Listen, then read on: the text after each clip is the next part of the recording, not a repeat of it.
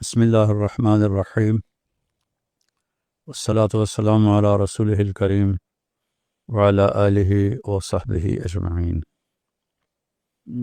جو کچھ بھی ملائیشیا میں ہوا وہ سب اللہ کا فضل ہے، بے شک میں اس میں بالکل مائنس ہوں بے شک کہ میں کہوں کہ میں نے کیا، مجھ سے ہوا، لا الہ الا اللہ۔ بے شک یہ سب اس مالک کا نظام تھا، چونکہ یہ اسباب سے ہٹ کے تھا، جی اسباب کے دائرے میں نہیں تھا، اسباب سے اوپر ہوا، جو محض اللہ کی قدرت سے ہوا۔ بے شک چونکہ مانسرہ کے واقعہ کے بعد کچھ نادانوں نے اس قدر غلیظ زبان استعمال کی تو مسلسل ہی لگے رہے، پتہ نہیں ان کی کیا دشمنی تھی، کیا مفاد تھے، اور سراسر جھوٹ ہی جھوٹ تھا، تو دل تو دکھتا تھا۔ جی اللہ نے اپنے نبی سے بھی کہا وَلَقَدْ نَعْلَمُ أَنَّكَ يَضِيقُ صَدْرُكَ بِمَا يَقُولُونَ، ہمیں پتہ ہے لوگوں کی باتوں سے آپ کا سینہ تنگ پڑ جاتا ہے۔ تو چونکہ ہمارا سوشل میڈیا تقریباً جھوٹ پہ چل رہا ہے، تو پھر لوگوں نے پتہ نہیں کون سے بیر نکالے، اس سے نکالے، میں تو سنتا بھی نہیں تھا، صرف وہ ٹائٹل ہی پڑھ کے آگے چلا جاتا تھا۔ تو آپ لوگ جا رہے تھے، فاؤنڈیشنز کی میٹنگ تھی، انٹرنیشنل فاؤنڈیشنیں آ رہی تھیں، تو میں نے کہا یار میں نے بھی نال لے جاؤ، میں بھی کوئی ملائیشیا کا سفر کر لوں۔ تو اس طرح بغیر ارادے، بغیر پلاننگ میں آپ لوگوں کے ساتھ تیار ہو گیا، 2-4 ساتھی پھر اور تیار ہو گئے۔ تو 2 دن کی میٹنگ فاؤنڈیشنز کی ختم ہوئی، تو میں نے کہا کوئی پاکستانیوں میں میرا بیان کروا دو۔ تو میں نے پھر آپ سے کہا تھا کہ بھائی 3 دن کے بجائے 10 دن کر دو، کوئی ملائیشیا کی سیر ہی کر لیں گے۔ جی تو اس نے کہا جی یہاں مسجدیں چھوٹی ہیں، تو وہاں بیان آپ کا ہوگا تو بدنظمی ہوگی، اور جو بڑی 3 مسجدیں ہیں وہ حکومت کے انڈر ہیں، ایک تو ڈائریکٹ وزیر اعظم کے پاس ہے، اور 2 وزارت مذہبی امور کے وزیر کے پاس ہے، اور وہاں آج تک کسی غیر ملائیشین کا بیان انہوں نے نہیں ہونے دیا، جی صرف ملائیشین علماء وہاں بیان کرتے ہیں۔ تو میں کہا پھر تو گلی مک گئی، چھڑو۔ کہ جی نہیں، ہم وہ کرتے ہیں، اپلیکیشن دے دیتے ہیں، اور اس کا پروسیس 1 مہینہ ہوتا ہے۔ میں کہ پھر کی لوڈ کر دیں، انہوں نے دیا، ہم نے تو ہفتے بعد چلے جانا۔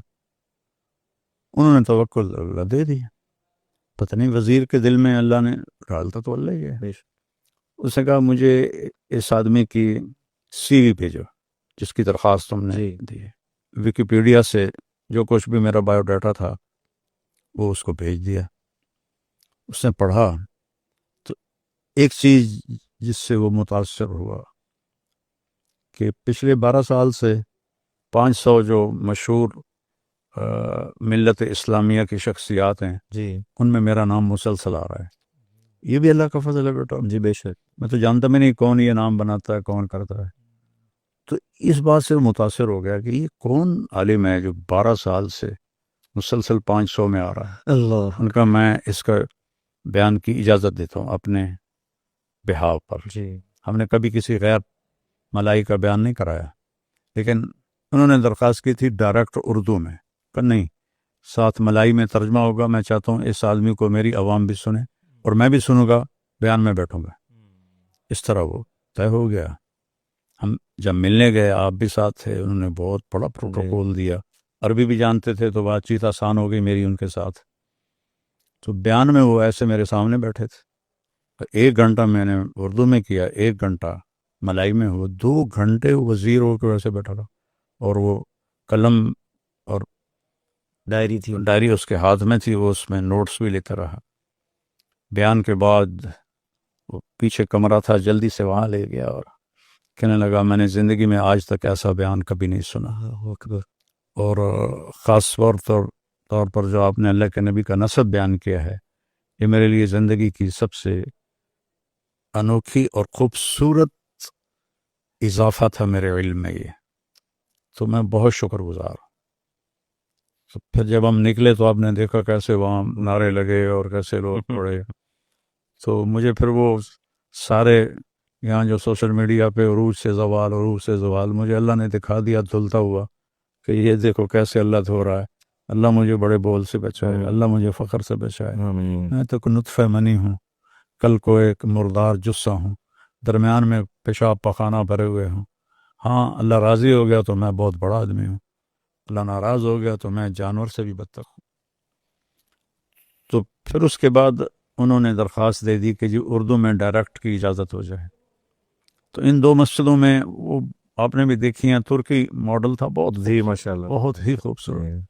اس کی انہوں نے فوراً اجازت دے دی، اور اس دن بھی مجمع اتنا بھر گیا، عورتیں مرد ملائی نوجوان، ان کے لیے الگ ترجمہ ہو رہا تھا، ملائی مستورات ترجمہ ہو رہا تھا. اور بیان کے بعد بھی پھر بڑی مشکل سے ہم نکلے، اور اس کے 2 دن بعد سرکاری طور پر آفیشلی اشتہار آ گیا. میں تو وہ صبح چلا گیا تھا، 2.5 گھنٹے کی فلائٹ تھی وہاں جہاں اگست میں رائمنڈ کی شورا کا اجتماع ہو رہا ہے، وہاں میں بیان کرنے گیا تھا. واپس آیا تو میں نے اشتہار دیکھا کہ وزیر اعظم انوائٹڈ طارق جمیل، ایک طرف وزیر کا فوٹو، درمیان میں وزیر اعظم کا، ساتھ میرا فوٹو. تو پھر یہ تیسرا بیان وزیر اعظم کی مسجد میں ہوا جو ان کے ڈائریکٹ انڈر تھی، جی اور ان کے اسمبلی ہال کے ساتھ ہی تھی. اللہ وہ بہت ہی خوبصورت سی. پھر وہ وزیر اعظم ایسے ہے جیسے کوئی عام آدمی ہوتا ہے، نہ کوئی ہٹو بچوں کا شور، قومی لباس، اور وہ اتنا مالدار ملک ہے، کوئی قرضہ نہیں اس کے اوپر، اور وہی ملائشین ٹوپی، چولی، پجامہ، اس کے اوپر چادر باندھی ہوئی. پیور قومی لباس میں ملبوس تھے. قومی وزیر مذہبی امور بھی، باقی جتنا سب، یعنی وہاں 49% غیر مسلم ہیں اور 51% مسلم ہیں.